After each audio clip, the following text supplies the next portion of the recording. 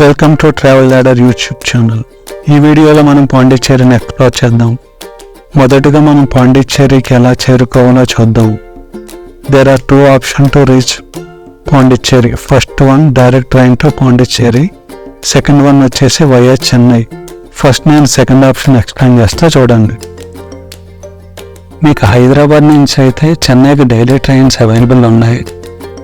మీరు చెన్నైలో ఎగ్మోర్ స్టేషన్ కానీ సెంట్రల్ స్టేషన్ కానీ రీచ్ అవ్వండి. Then take local metro Saint Thomas route and get down at CMBT Koyambedu station. Metro station బయటకు వచ్చాక మీకు పాండిచ్చేరి బస్ స్టాండ్ ఉంటుంది. అక్కడ పాండిచ్చేరి బస్ ఎక్కండి. టికెట్ కాస్ట్ వచ్చి అరౌండ్ 155 నుంచి 200 వరకు ఉంటుంది. పాండిచ్చేరిని ఎక్స్ప్లోర్ చేయడానికి బెస్ట్ ఆప్షన్ వచ్చేసి scooty rental. They charge per day morning to evening around 300 rupees. In case మీకు డ్రైవింగ్ రాకపోతే పాండిచ్చేరిలో మెయిన్ బస్ స్టాండ్లో మార్నింగ్ 8కి 8:30కి 9కి 9:30కి hop off sightseeing buses ఉంటాయి. దే చార్జ్ 150 నుంచి 200 వరకు చార్జ్ చేస్తారు. They cover all tourist places in 1 day.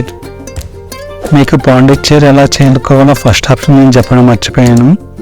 First option వచ్చేసి కాచిగూడ నుంచి ఎవ్రీ వెన్స్డే, థర్స్డే, సండే పాండిచ్చేరికి డైరెక్ట్ ట్రైన్ ఉంది. మీకు ఆ డీటెయిల్స్ నేను డిస్క్రిప్షన్లో ఇస్తాను, చెక్ చేయండి.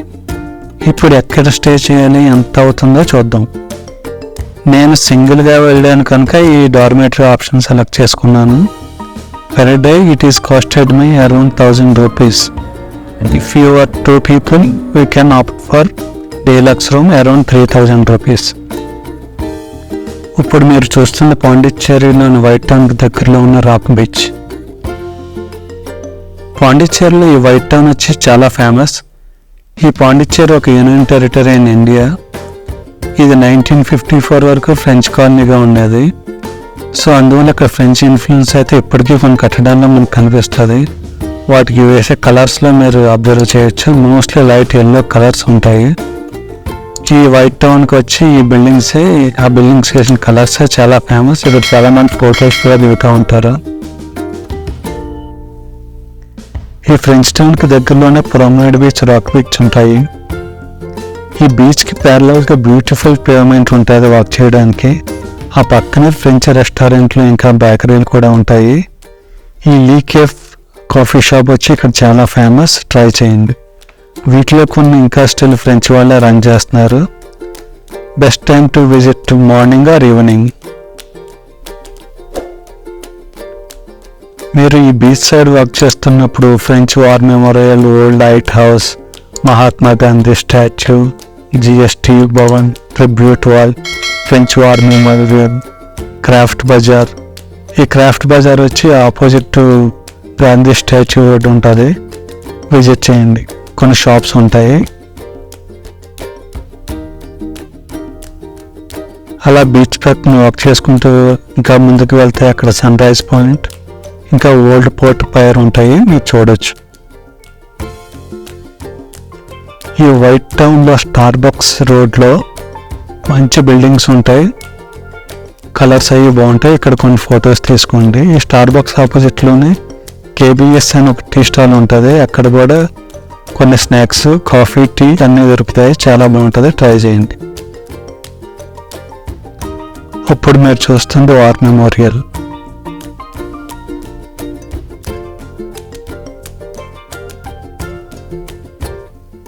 ఫేమస్ కాఫీ షాప్ అని చెప్పాను కదా, లీ కేఫ్, అది ఇదే. మీకు కాఫీ ఇష్టం అయితే ఇక్కడ ట్రై చేయండి. ఈ పాండిచ్చేరి విజిట్లో ఒక ప్లేస్ని అయితే మిస్ చేశాను, అదే పాండి మెరీనా ఎకో బీచ్. ఇది న్యూ లైట్ హౌస్కి దగ్గరలో ఉంటుంది.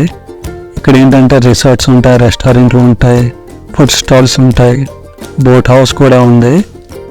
ఇక్కడ ఏంటంటే ఈ బోట్ హౌస్ నుంచి సీగల్ క్రూజ్ అనే క్రూజ్ ఉంటుంది. అది 650 ఛార్జ్ చేస్తారు.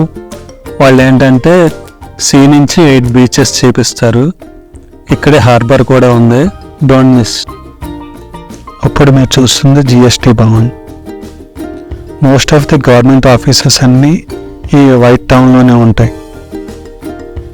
Secretariat, hospital, police station, most of the government offices అన్నీ ఈ వైట్ టౌన్లో ఈ బీచ్ కానుకునే ఉంటాయి. ఇప్పుడు మీరు చూస్తుంది గాంధీ స్టాచ్యూ.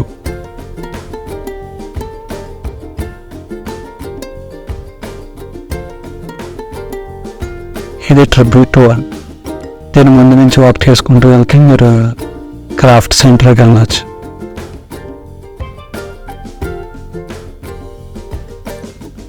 ఇదే వరల్డ్ లైట్ హౌస్. స్టార్బక్స్ రోడ్లో బ్యూటిఫుల్ బిల్డింగ్స్ ఉంటాయని చెప్పాను కదా, అవి ఇవే. ఇక్కడ మీకు నచ్చిన ఫోటోలు తీసుకోండి. ఈ స్టార్బక్స్కి ఆపోజిట్లోనే కేబిఎస్ రెస్టారెంట్ ఒకటి ఉంటుంది. అక్కడ టీ కాఫీస్ వెరైటీస్ చాలా ఉంటాయి, స్నాక్స్ కూడా ఉంటాయి. ట్రై చేయండి. మీకు నచ్చిన బిల్డింగ్ దగ్గర మీకు నచ్చిన ఫోటో తీసుకోండి. ఈ వైట్ టౌన్ ఎక్స్ప్లోర్ చేయడానికి 1 or 2 hours సరిపోతుంది. నెక్స్ట్ డే మార్నింగ్ హోటల్లో పరిచయం అయిన ఫ్రెండ్స్ సంతోష్తో కలిసి ప్యారడైజ్ బీచ్కి స్టార్ట్ అయ్యి ఆన్ ది వేలోనే బ్రేక్ఫాస్ట్ కూడా చేసేసుకున్నాం. ఈ ప్యారడైజ్ బీచ్ పాండిచ్చేరికి 12 kilometers దూరంలో ఉంది. బైక్లో 1/2 hour పడుతుంది ఇక్కడ చేరుకోవడానికి. ఇక్కడ మీరు బోట్లో కూడా రావచ్చు. బోట్లో రావాలంటే చున్నాంబర్ బోట్ హౌస్కి వెళ్ళి అక్కడ నుంచి 350 బోట్కి పే చేసి బోట్లో కూడా రావచ్చు ఈ ప్లేస్కి. ప్యారడైజ్ బీచ్ పక్కకి sand dunes private beach come resort ఉంది. ఇక్కడ ఎంట్రీ టికెట్ వచ్చి 70 rupees. ఇక్కడ ఏంటంటే వాటర్ యాక్టివిటీస్ కూడా ఉన్నాయి.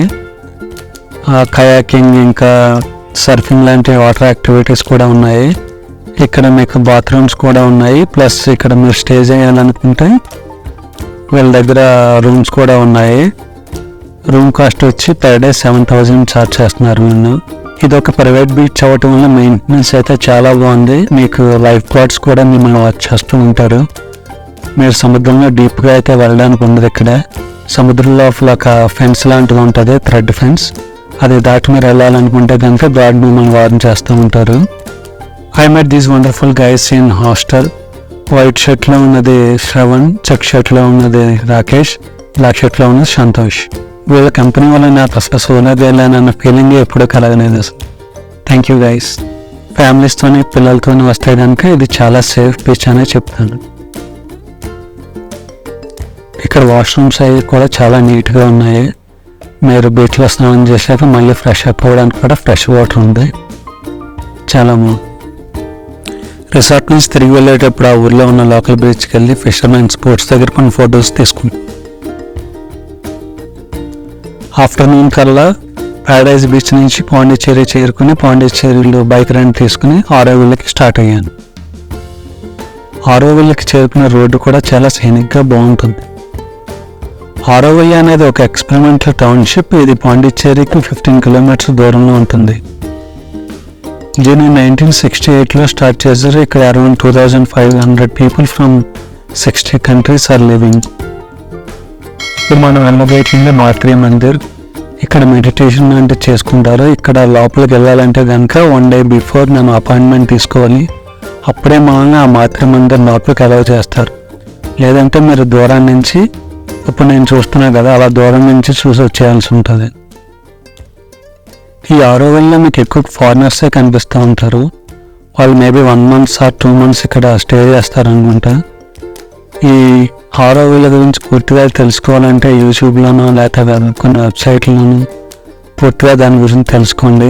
నేను తెలుసుకున్నామని ట్రై చేశాను, కానీ చాలా డీప్ హిస్టరీ ఉంది దానికి.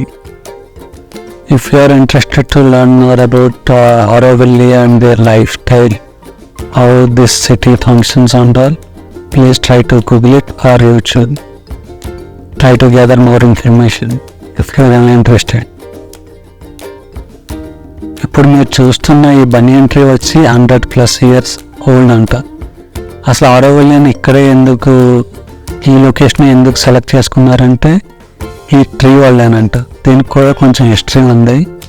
మీకు తెలుసుకోవాలని ఇంట్రెస్ట్ ఉంటే ఫర్దర్గా దీని గురించి సెర్చ్ చేయండి. ఇక్కడ ఎంట్రీ ఫ్రీగానే ఉంటుంది. మీకు వెళ్ళేటప్పుడు ఒక పాస్ ఇస్తారు. అది తీసుకుని మీరు వెళ్ళేటప్పుడు నడుచుకుంటూ మాత్రి మందిర్ వరకు నడుచుకుంటూనే వెళ్ళాలి. వచ్చేటప్పుడు మటుకి వాళ్ళ బస్సులో మిమ్మల్ని రిటర్న్లో డ్రాప్ చేస్తారు.